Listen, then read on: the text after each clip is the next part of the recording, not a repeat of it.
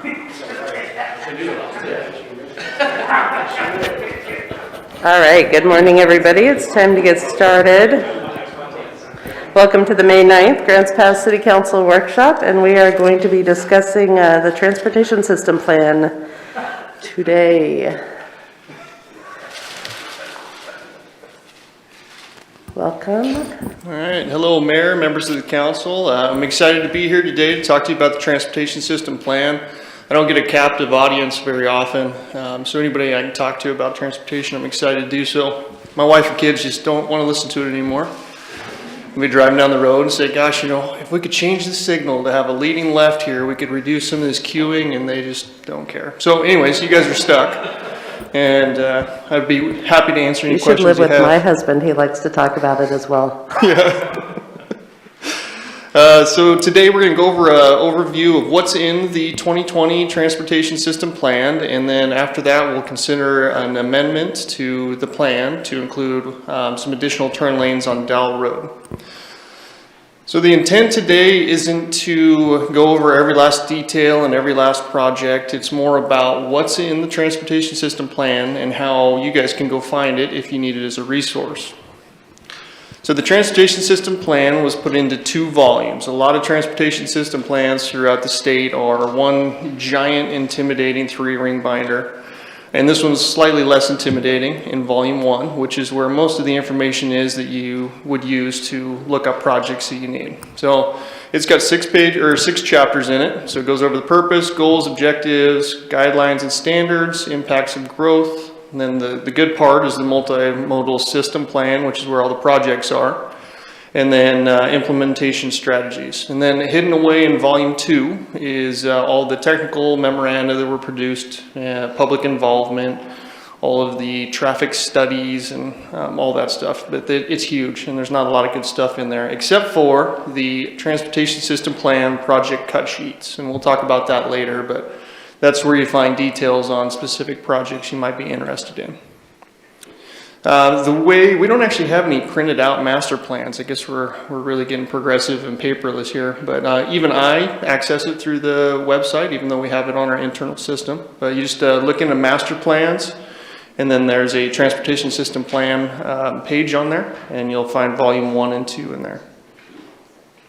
So goals and objectives, you know, we started out like most good projects with a vision statement and a mission statement. And in general, it's that we want to move goods and services safely and efficiently, want to provide and maintain the quality of life that our neighborhood and community has.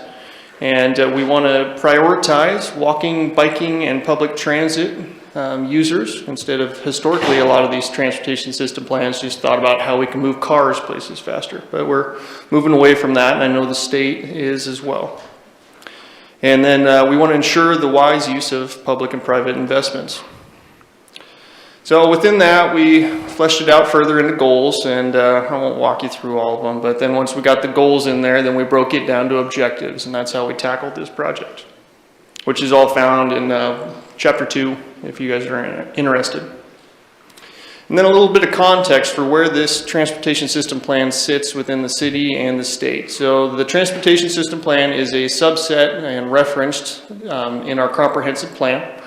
So it's a standalone document, but it's also incorporated through the comprehensive plan. And then the projects that are in the actual Transportation System Plan then impact our annual budget by whichever projects we decide to tackle. So further on up, we're a part of the Middle Road Metropolitan Planning Organization, and within that there is a transportation improvement program which has a lot of our projects in it as we're a part of that organization. So in order to get funds, which is typically congestion mitigation air quality funds and surface transportation block grants through the MRMPO, we have to have our projects within that plan as well. And then even further than that, the state has overarching transportation planning rule, which we've discussed recently in the past, that's changing dramatically and also will influence future plans.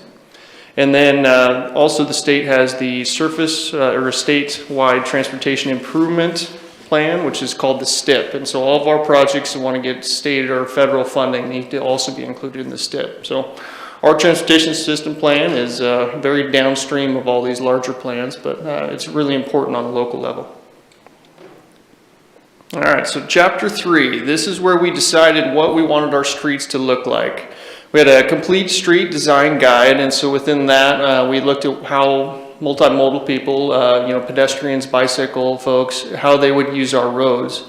And this has changed a bit over time, but it's very similar to our previous plan as well. And then we looked at the classifications of our roads. So in general, we have arterial roads, which are made to move people and things quickly, efficiently, a lot of room, turning lanes, and thus a large footprint. As you go down from there, you got collectors, and all the way down would be your local access streets. So it's kind of, you start out with a giant hose full of water, and it moves things really efficiently. And then as you split off subsections of that water, which would be your cars, the pipes get smaller until finally you get your end user. So you start out generally on state highways, and then you'll get off on an arterial road such as A Street. And then from there, you'd go into a smaller, likely a collector, until you finally get to your destination. And what we found, I guess I should highlight, this was an amendment to an update to the previous transportation system plan. So we evaluated what these classifications of roads were and whether they still need to serve that function into the future. And we didn't find a lot of changes, but there's a map right there that is pretty handy, and it's got all the different colors. It's color coordinated for all those classifications.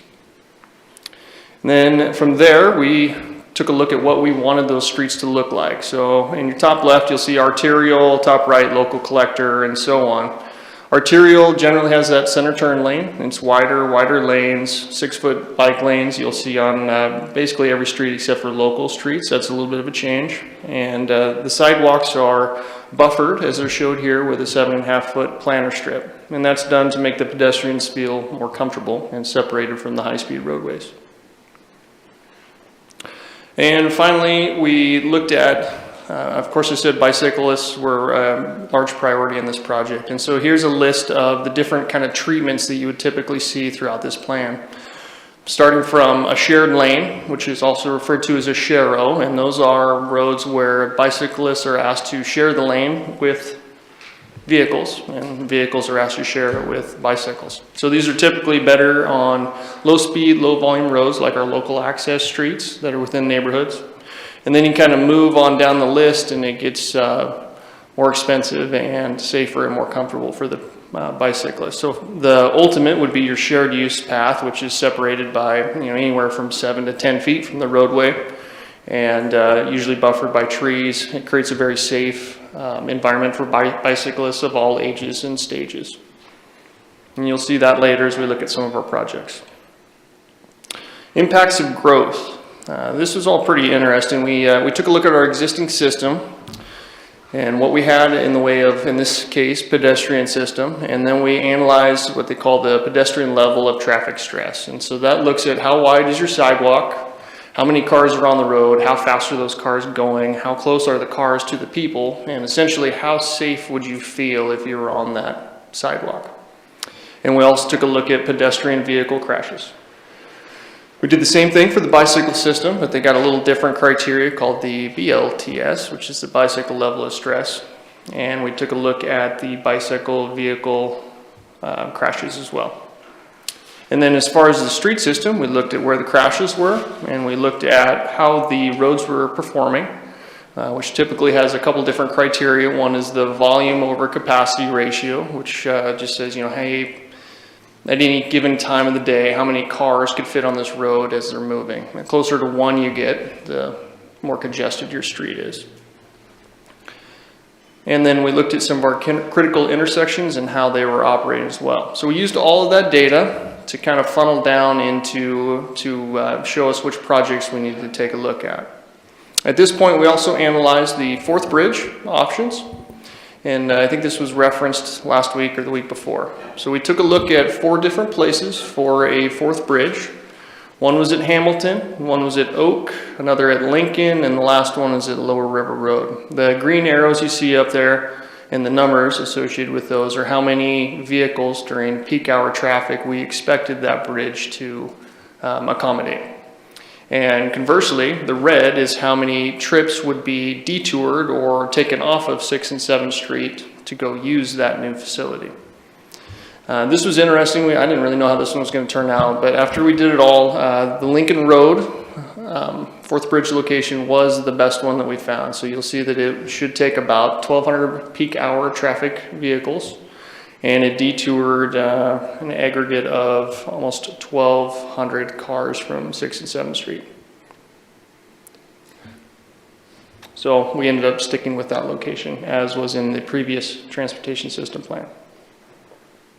All right, on to the good stuff, the multimodal system plan.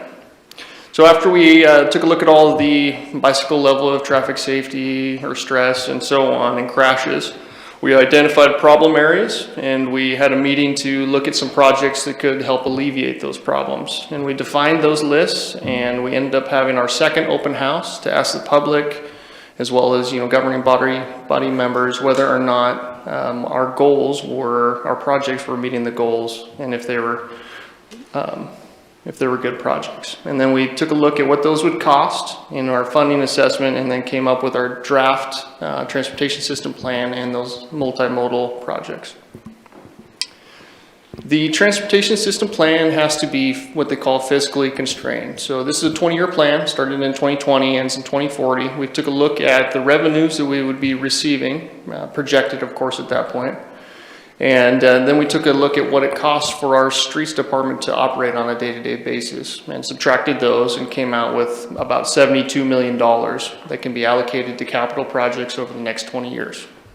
And that's the tier 1 list. So when you look at our tier 1 and you add them all up, it's below that $72 million number. After that, you get tier 2, which is your 50% list. So we took that 72 million, took 50% of it, and then added those projects. And that's saying that if we got some grants, potentially these projects could be tackled if we got some outside funding.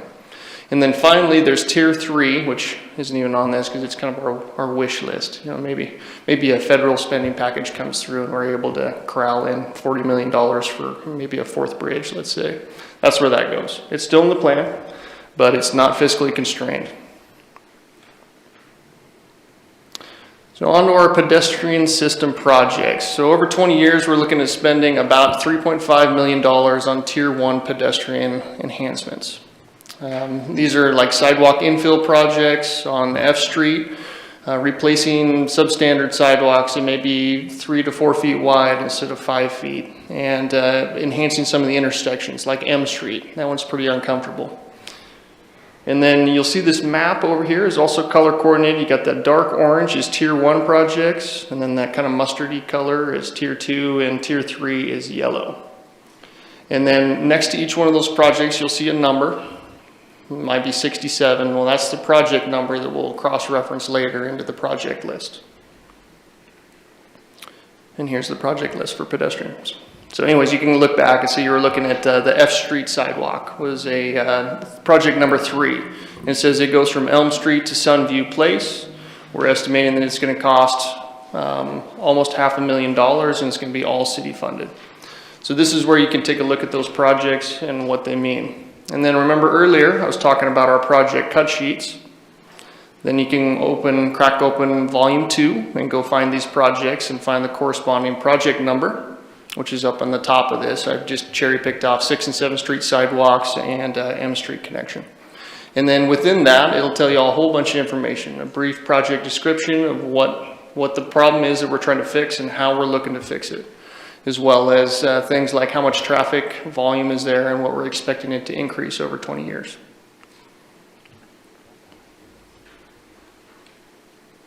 And then bicycle systems, I won't run through this one again in as much detail, but it's the same theory here. We're looking to spend about $15.5 million over 20 years on our bicycle system. Some of the project highlights would be we've got the 5th Street Rogue River Ped Bridge is in there, and shared 199 shared use path, and so on. And it's the same concept here. You find the project number, cross-reference the project cut sheet, and you can see what it is. And then our street system is the same thing. You'll see that the funding is a lot larger here because it costs a lot more money to tear up and reconstruct a street and add turn lanes, center turn lane, something like that, than it would to just put in a bike lane or a shared use path or widen a sidewalk out. So this is where the bulk of our funds are going over the next 20 years. Some projects of note that are in the Tier 1 list, you'll see the Fourth Bridge approaches are all in there. So that would include extending Allen Creek Road basically to the river. Also Lincoln Road, bringing it down past All Sports Park towards the river. An important connection in there that I'll highlight later is the West Park Street extension. So it currently stops there at Tussing Park. Well, that would connect it all the way over into what would be the new Allen Creek extension in Fourth Bridge. Conspicuously missing is the Fourth Bridge because it's really expensive and we don't have the money for it. So we build all the approaches to it, but that critical link would be missing. This is the project list for transportation, the streets. It's like 3 pages on Tier 1 because this is where most of our projects are. And then some example cut sheets. I highlighted the Fourth Bridge approaches on this one, which is just what I described before. Dimmick Street, I also highlighted it because we're looking to relocate that railroad crossing to Dimmick from Booth to Dimmick because that's one of our arterials and is an important north-south connector on that side of town. And then this is just kind of fun to highlight, I guess. We did our public outreach. I believe we got about 250 respondents on it, which is by no means statistically relevant at all. But it said that 82% of people agreed with, or at least somewhat agreed with, our proposed projects. 90% of the people thought that the urgency of the South-Y study was very important, and I do too as well. And then the urgency of the Fourth Bridge, 71% of the respondents felt that it was somewhat or very urgent. So of course we cherry picked some of our largest transportation issues to ask the people what they thought about it. And then Chapter 6, I'm not going to spend much time here, it's implementation strategies, not very exciting stuff in there. But I thought it was important to highlight that as you think about our transportation system plan, it's the movement of goods and services. So there's some interesting stuff in here like rail, air, water, and pipelines, because those are all moving goods and services. So those are in there as well. Parking plan, and then by reference, we referenced in the transit administrations. And then we highlighted 2 important refinement studies. One is the South-Y Junction refinement study that was excluded from this transportation system plan. We're hoping ODOT can help us out by doing that study here in the future. And then one that we're getting ready to kick off, hopefully, we put in for a transportation growth management grant to look at 6th and 7th Street bike facility options, and we think we have a good shot at getting that one. And then there also included is the interchange area master plans. Nothing in here super exciting, except for to note that not a lot of changes were needed at them. Exit 55, the one over there by Winco and Fred Meyer, they're looking to maybe add a couple of lanes to make it easier as you're coming into town to switch lanes. I don't know if you ever got stuck in there and couldn't get over to get like up on Foothill or something, but they're looking at changing that. And then the other one, exit 58, they looked at it and said that it was really, really weird and abnormal, but it worked. So anyways, to spend several $1 million to try and fix it just wasn't worth it.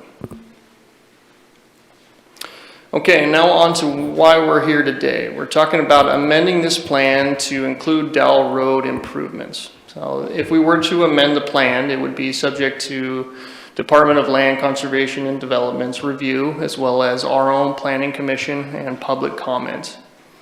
The plan for US 199 Expressway Plan is ODOT's plan, and it addresses vehicular and pedestrian upgrades along US 199 from Tussey to Midway.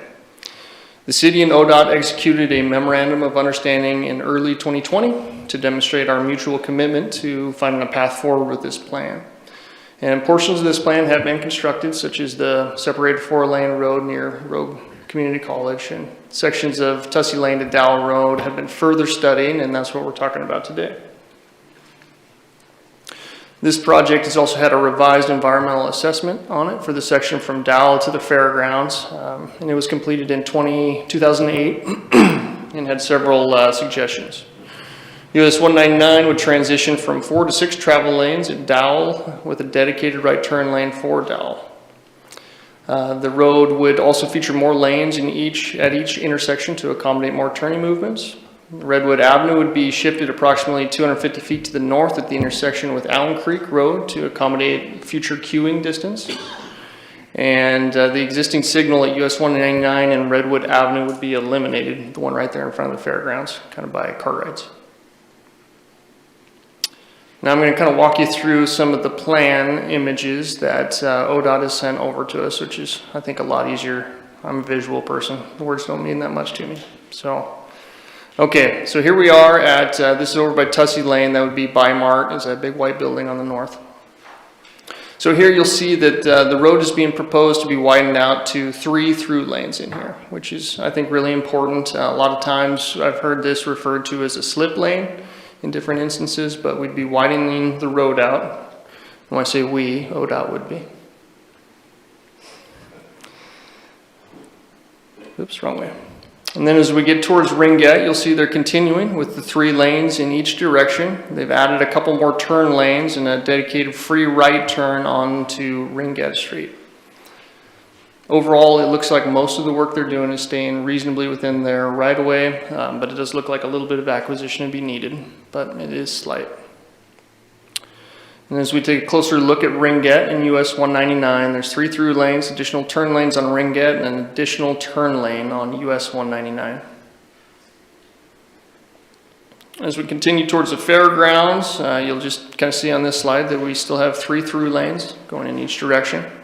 And you still have, on the left-hand side of the screen there, you still have a dedicated free right that'll take you over to Redwood Avenue.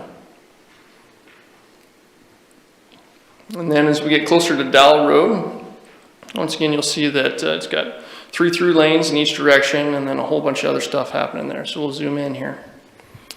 They're adding an additional turn lane off of Dowell Road. And originally, I think I came before you saying that they were going to try to add several lanes here, but it looks like it's just one.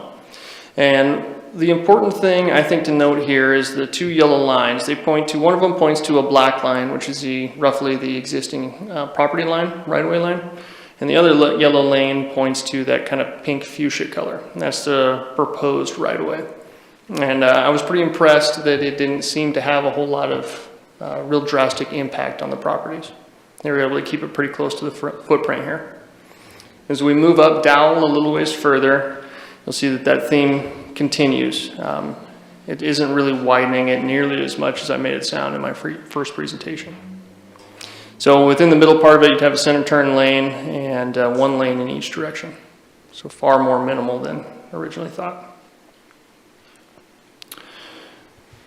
Okay, and then the elephant in the room with this plan would be bumping out Redwood Avenue.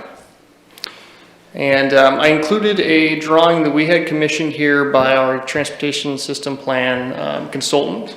And this plan was done to work around some of the existing developments that have occurred in the area.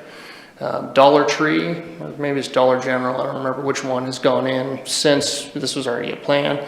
And it's that kind of white building right there in the center. So this proposed plan kind of skinnies up what that bump out would be. And it's going to have large impacts on the area, but it will avoid some of those. The Flying Lark was also taken into account, and we had asked them within their development to stay away from this alignment. So this will work with the Flying Lark development, although it would be impactful to their parking lot. But they also knew that when they developed it. So on the north side, top part of it, you'll see West Park Streets coming across. And it's going to tie into the extension of Allen Creek Road, and then it continues north towards Lincoln, across the river there. So that's our plan on that one.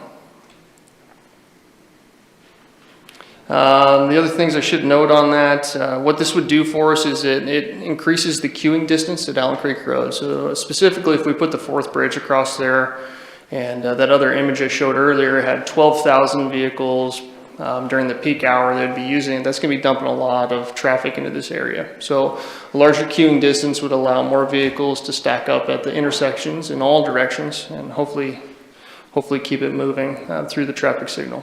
And then also I want to highlight again that the fourth bridge is a tier 3 project. It's our wish list. We don't have the money for it.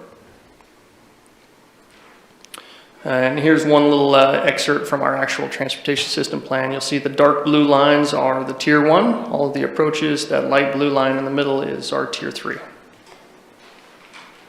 So the Dowell Road project amendment would not affect the fiscally constrained nature of our project, since ODOT would be paying the bill on it. So from that standpoint, we wouldn't have to bump any projects from our list. The proposed widening at the intersection with US 99 appears to have pretty minimal impacts on adjacent property owners. We would still need to do a public involvement process if we want to move forward with that. And DLCD review, as well as our Planning Commission review and Josephine County, would take approximately 3 months to complete. And last time I was here, we talked about needing to get this amendment done before December 31st, when the new transportation planning rules are supposed to come into effect. So walking that back, if we need to get started, we need to do it pretty quick here if we're going to do public involvement. And we'd likely want to start this sometime in August, in case there's a hiccup, so it doesn't get pushed out past December 31st.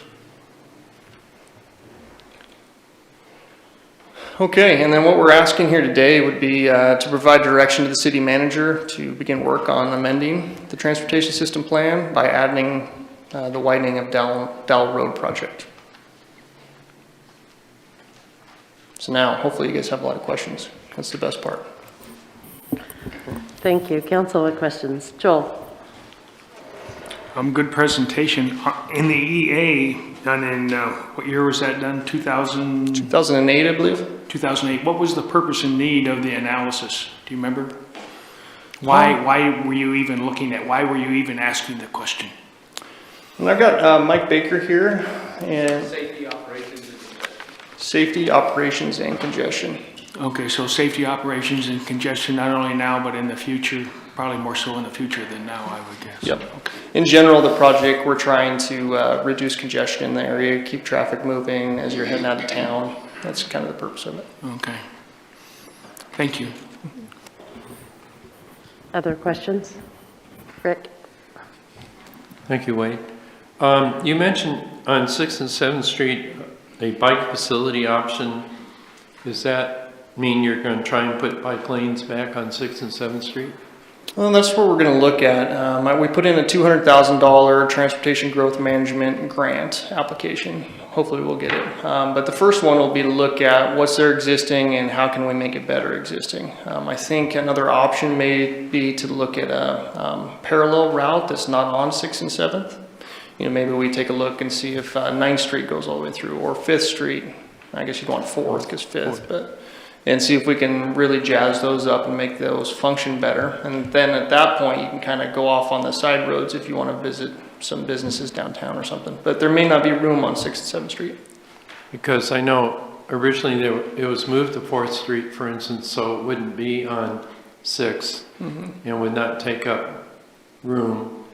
But does the frequency of use of the bike lane ever have any consideration too when you start considering this? It does, but I think you also have to keep in mind how comfortable would you be on that, to be on there on a bike. So you don't see bikes in that area very often, but I certainly wouldn't go down there with my kids because it's not safe for all ages and stages. And that's what we're trying to fix. But maybe 7th Street would be the one that becomes primary. There's a lot of wild ideas floated around, like a two-way cycle track, and we're going to look at all of those. I like your comment about being safe for kids and so forth, because I like the multimodal concept, and the configuration right now really is not encouraging for that. No. And I could see also, I wonder when you start needing additional space, if it's easier on 4th and easier on 9th Street, and rather than disturbing 6th and 7th. But that'll be interesting. How far out would that be? 4 years, 5 years, 10 years? I think we'd probably get the study back within a year or two, and then actually implementing it. Depend what comes out of it. All right, thank you. Brian? Thanks, Wade.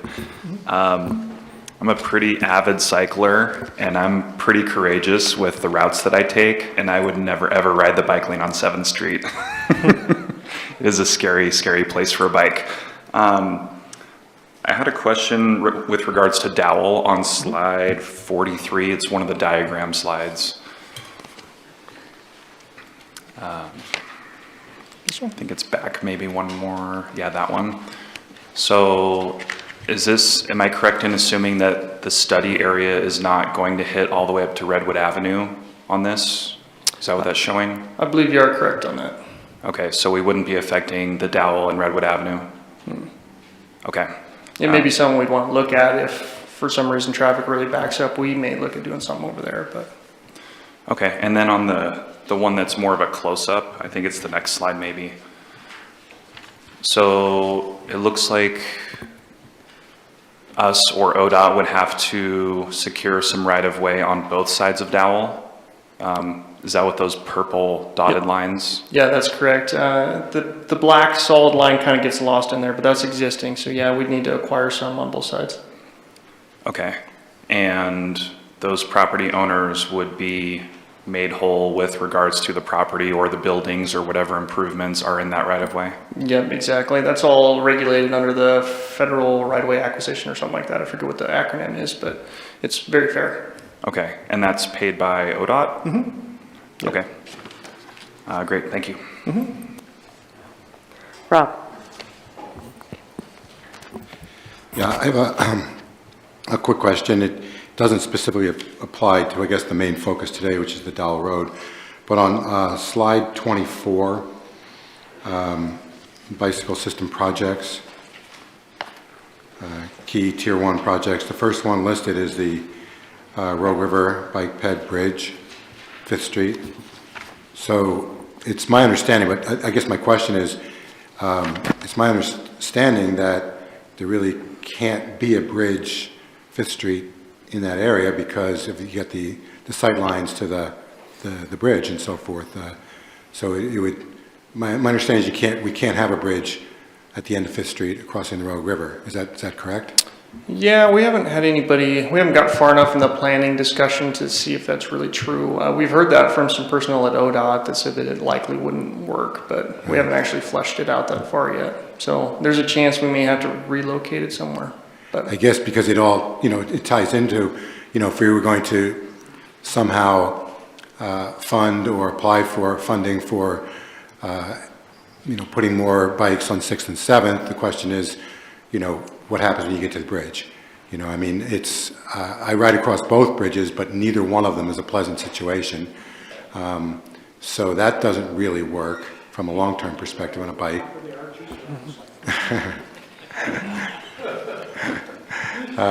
When I turned 50, I stopped going across the tops of the arches. You're absolutely right, though, Councilor Pell. That was my grand vision in all this, was that we'd likely create a parallel route that's really nice, say 5th Street, and then get folks across the bridge there without having to get on 6th and 7th Street bridges because they're uncomfortable. So there'd be no point in improving the bike lanes on 6th and 7th if they weren't going to go across the 6th Street Bridge, we'll say. Yeah, unless you used, 7th Street Bridge, we'd have to coordinate with ODOT a lot more, but it's got more room for something on it. But the 6th Street Bridge is pretty well confined. Right. Okay, thank you. Mm-hmm. Brian? Yeah, I had one other question on slide 46, where it's talking about the 4th bridge and it has the diagram. So it looks like the green would eventually be city property for the bridge, and it's not currently city property, is that correct? Yeah, currently those are private parcels. Okay. And then the blue at the time when we created this, I believe, was owned by the county. But I think a lot of that has changed with TMBA Racing. Yep. So with regards to the bridge approach, when it goes north of Redwood Avenue there, I see it kind of jogs to the right and then it jogs back to the left right before, or as it goes over the river. Why does it do that? Why isn't it straighter? We were just trying to split where we were affected properties, so we could take a little bit off of the frontage, but not all off of one certain property or line of properties. But whenever we do, I think in this upcoming capital plan, we have a project in there that is going to actually flesh this out and really figure it out. This, not that it's a paltry amount of money, but we spent about $5,000 on this, but we need to do a whole lot more than that to figure it out. Okay, thank you. And then with regards to the green properties there, at some point, assuming this project moves forward in this location, the city would need to procure those properties. Yep, that's accurate. Okay, thanks. Vanessa? Thank you, Wade. I was hoping to receive an explanation as to why the light at 199 and Redwood Avenue would be removed. The reasoning behind that. Maybe Mike can help with this one. Or Jerry, can you come up to the microphone? It's on. So. Counselor, I'd have to go back and look at the actual details of that. It's been a while, but I believe it's because bringing two-way traffic from Redwood Avenue tied into Redwood Highway, the complexity of that intersection in there. And so having it actually removing the signal and having it a one-way brings those movements to a single signal, which is at Allen Creek. So that's the basis, I believe. And it's just that short section from, where the signal is now to the new Allen Creek intersection. Thank you. Yeah. I have a question regarding the projected traffic for Dowell Road. So looking at slide 14, and it's got a couple of pictures that are teeny tiny.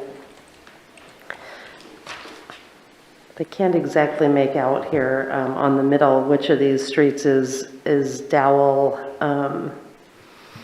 And this is for But we haven't really been presented with any projected traffic impacts for, I mean, my understanding is that it's understood that Dowell isn't overused at this point, but that perhaps it would be in 20 years and that that's really the purpose of this project would be planning for the future. But I have not personally seen any projected numbers of what the traffic would be in 20 years.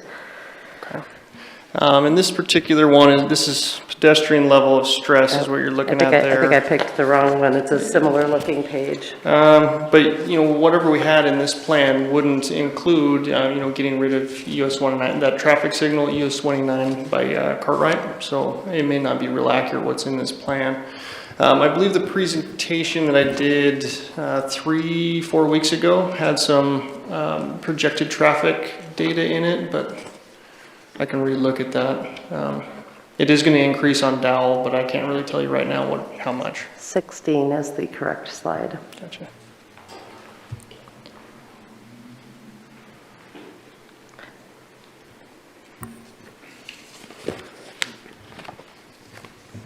In general, it looks like Dowell would be this little green guy right here.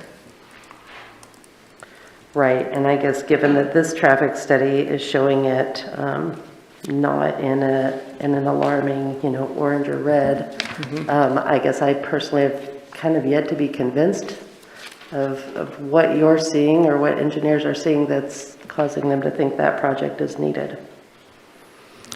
It was, ODOT modeled using the Dowell Road as a connector, because it's after you take out that signal there by Cartwright, then all that traffic that used to use that is going to get pushed on these other crossroads, whether that be Darneal or Dowell or Allen Creek Road. And so using Dowell and expanding it was allowed the overall system, including US 199 and Redwood Avenue, to have lower volume to capacity ratios than if we didn't widen Dowell. So if ODOT moved forward with their US 199 plan and got rid of that signal, whether we did these improvements on Dowell or not, it would see increased traffic. This project would be to try to accommodate it better. But we could definitely get some better numbers for you on what their projections are, I would think. I guess that was part of my hope for today, given that, what we're being asked to tackle right now is whether or not to widen Dowell Road. So I guess I would like the council to have some convincing information before making that decision. And my thought on that would be that it's pretty low risk to the city, other than some minimal property acquisition potentially in the future. But where ODOT's saying that they'll foot the bill and we don't have to kick any projects out of our fiscally constrained list, other than some staff time to move it through, there's not a lot of risk to us. That's my opinion, though. I'll put you in charge of the conversation with the property owners there. Okay.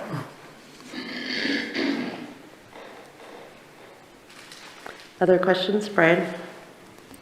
Yeah, just looking at that center one, I know it's really hard to see, but Dowell going one way is dark green and the other way is light green, and those are both below 0.5 for the 2040 projection. And I know that that would probably move up because of the Redwood Avenue change. But yeah, it probably would be good to have some sort of numbers with that change accounted for that we could look at, so we're not totally flying blind. And then I had one question about the bulb out. I forget what slide that was on, but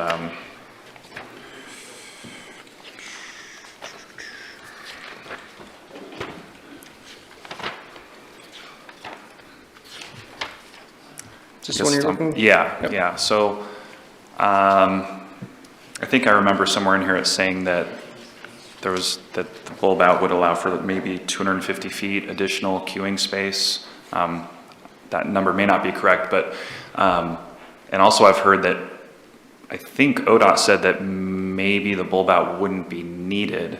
So given those two things, is there potentially an opportunity for like a middle option where there's like more of a smaller bulb out that would, instead of going back behind the Dollar General, kind of like goes, kind of whips around the front side. So it's still a bulb out, but it's not quite as pronounced. Yeah, I think there could be. I think if you did that, you'd be taking all of the parking that the Dollar General tree has, but it's possible. I don't know if that would gain you enough queuing to make it worth it, but it is possible. Okay, thanks. I think ODOT's original plan had it going almost right through the back of Dollar General, which in fairness, they had drawn up before we let Dollar General build there, so it's not ODOT's fault. Other questions? All right, no more questions, I guess. Thank you. One more, Rick, go ahead. On the lead-in, coming into that bulb out in front of basically the fairgrounds, is there ability to add more parking to the fairgrounds by swinging that down before it goes in as well? I realize there's a large ravine there that would be involved, would have to be filled in. I don't know if that would be a potential consideration or not. Yeah, it may be a potential that we could add some there. Like you said, there is that giant ravine in there, and I know the Flying Lark is using it for stormwater detention. So they are. Yeah, they drilled across to it to use it. And then the dialysis center. I mean, I think there's some room that we could help there. Okay. All right. Thank you. Mm-hmm. Just before we have you step away, Wade, just to review at the end here, what's being asked of us is to consider amending the TSP to add the widening of Dowell Road project, and then slide 49, the second from the end there, has kind of an overview of that process, but let's just make sure we all understand what that is. Yeah, so we'd be asking you guys to give us the go-ahead to start a transportation system plan amendment. And through that process, we'd go out and collect public feedback. We'd have to hire our consultant. I think the work would be pretty minimal to do so, and we have the money available. And then at that point, then we would need approximately 3 months to get through county and DLCD review, and then ultimately the planning commission, and then you guys would be adopting it at the end of that. Okay, so the decision at this time wouldn't be really a yes or no on the Dowell Road project, but just a yes or no on initiating this process? Yeah. Okay. Rob? So what does the public feedback portion of that look like? What exactly, who do we talk to, and what kinds of questions are we asking? Well, I think that, it wouldn't be quite as robust as what we saw in the transportation system plan when we adopted it. It could be at you guys' discretion, up to you guys. But what I was thinking, we would probably go out and canvass the neighborhood and try to do some targeted mailings and solicit feedback in that, and then probably an in-person open house sometime midsummer. And then probably move forward with adoption after that, unless we hear something really bad. Brian? So the specific project itself doesn't have any sort of implementation timeline as of right now? No. Okay, thank It you. would likely happen when and if ODOT ever got the funding to do the project. Thank you. Joel? So is it viable for us to provide direction to begin working on it, but not approve it till we see the vehicle number, proposed vehicle numbers on Dowell Road? Okay. Yeah, and So- I would imagine we can get that to you here within a couple weeks, maybe in a memo format, if ODOT can meet that timeframe. Okay. Or a month or whatever, but as soon as we can. The other thing is, I was thinking with the public involvement, that would have the purpose and need, which would be the need for handling additional traffic and public safety. And then it would be the proposed action, which would be the plan that we would be proposing. And then any design criteria that people might be concerned about, such as the amount of right-of-way and that kind of thing. Absolutely. Okay. Thank you. Other questions? All right, thank you. Thanks. All right, council discussion? Brian? Well, I think that kind of was questions and discussion. It feels like, we should give them direction to start working on getting it in the plan, and assuming that we see those numbers and they're okay with us, then direction has been given. Okay, council, do you agree? You're ready to give direction to move forward with this? Yes? I'm seeing at least 4 people nod. Brian? I just wanted to say one other thing, kind of as an aside. If you haven't seen in the budget yet, there is resources allocated for the Fourth Bridge study in the new budget. So that's on there as well.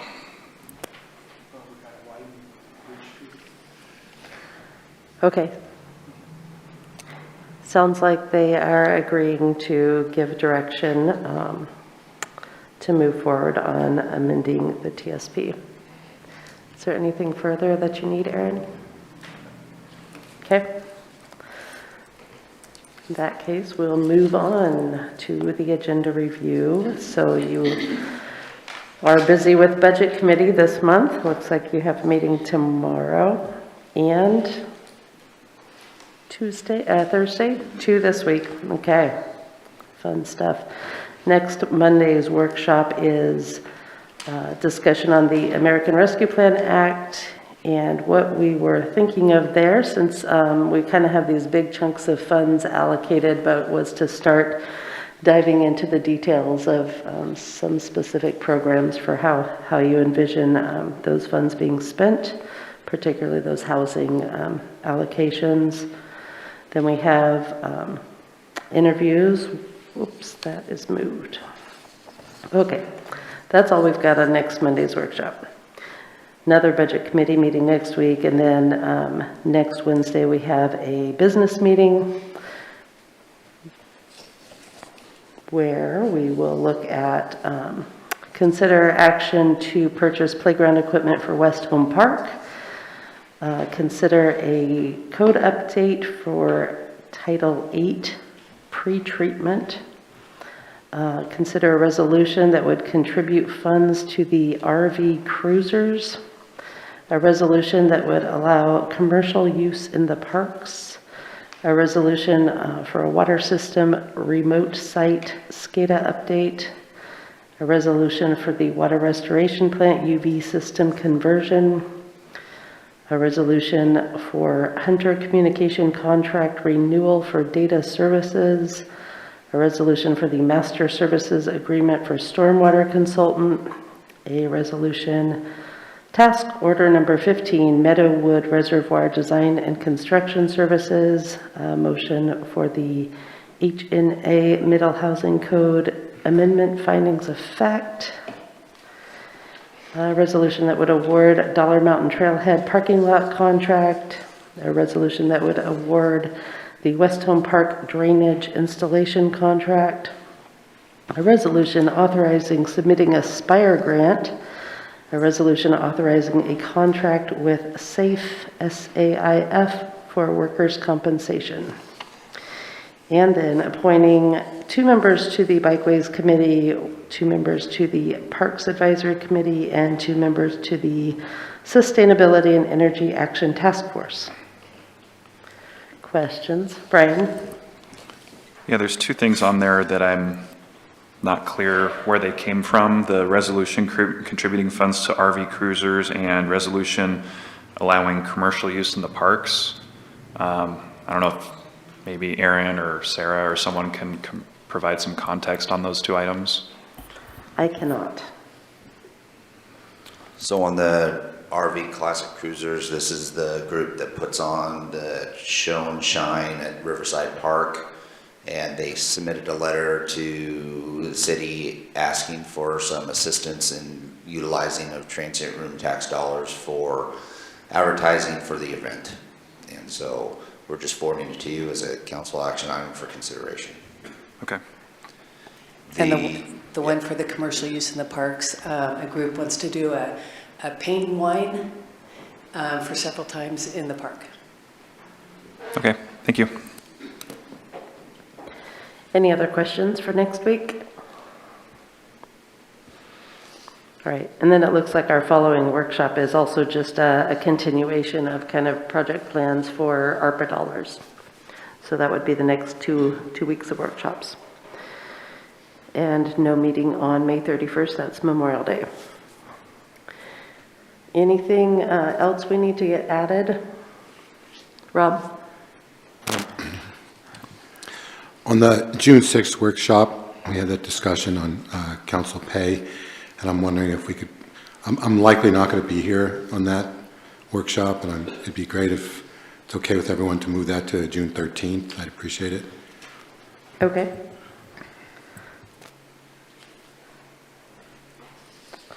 Yeah, that's fine. That was something you had asked for specifically.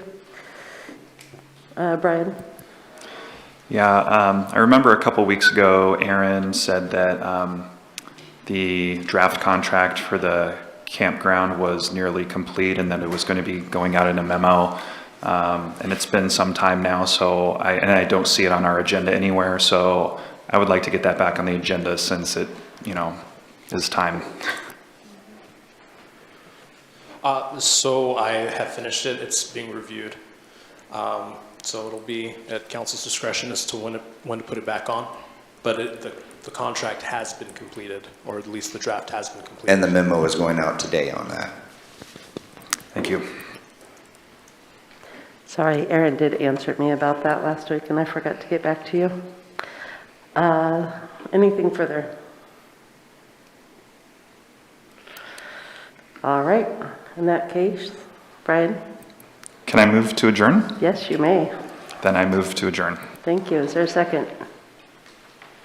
Kurt with the second. All in favor of adjourning for the day? Aye.